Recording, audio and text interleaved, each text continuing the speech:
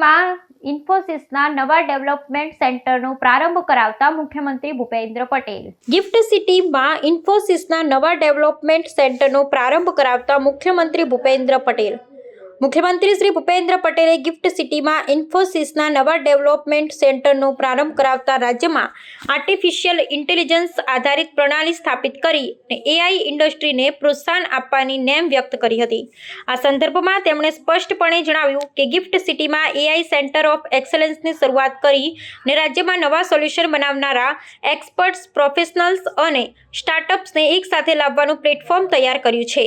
ઇન્ફોસિસ દ્વારા ગિફ્ટ સિટીમાં કાર્યરત થયેલું આ ડેવલપમેન્ટ સેન્ટર ફિનટેક ફ્રેમવર્ક અન્વયે અતિ આધુનિક નાણાકીય ટેકનોલોજીના સોલ્યુશન પૂરા પાડવા પર ધ્યાન કેન્દ્રિત કરશે. એટલું જ નહીં, ગ્લોબલ સર્વિસીસ અને ઇનોવેશન પર પણ વિશેષ ભાર અપાશે.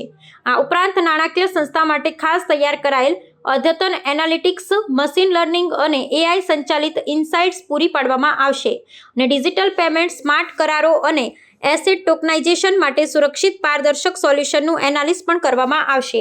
32 કરોડ રૂપિયાના રોકાણ સાથે કાર્યરત થયેલું ઇન્ફોસિસનું આ ડેવલપમેન્ટ સેન્ટર અંદાજે 1000થી પણ વધુ પ્રોફેશનલ્સને રોજગારીના અવસર પણ પૂરા પાડશે. મુખ્યમંત્રી શ્રી ભૂપેન્દ્ર પટેલે આ ડેવલપમેન્ટને સેન્ટર્સ ગુજરાતમાં શરૂ કરવા માટે ઇન્ફોસિસનો આભાર વ્યક્ત કરતા કહ્યું કે વડાપ્રધાન શ્રીના આગવા વિઝનથી શરૂ થયેલું ગિફ્ટ સિટી દેશનું ટેક અને ફિનટેક હબ બન્યું છે અને વિશ્વના અનેક અગ્રણી આઈટી, ફિનટેક તેમજ ન્યૂ એજ ટેકનોલોજીના એકમો ગિફ્ટ સિટીમાં કાર્યરત છે. તેમણે ઉમેર્યું કે વડાપ્રધાન શ્રી નરેન્દ્રભાઈ મોદીએ શરૂ કરાવેલા ડિજિટલ ઇન્ડિયા મિશનના પરિણામે પાછલા એક દશકમાં ટેકનોલોજીની પરિભાષા બદલાઈ ગઈ છે.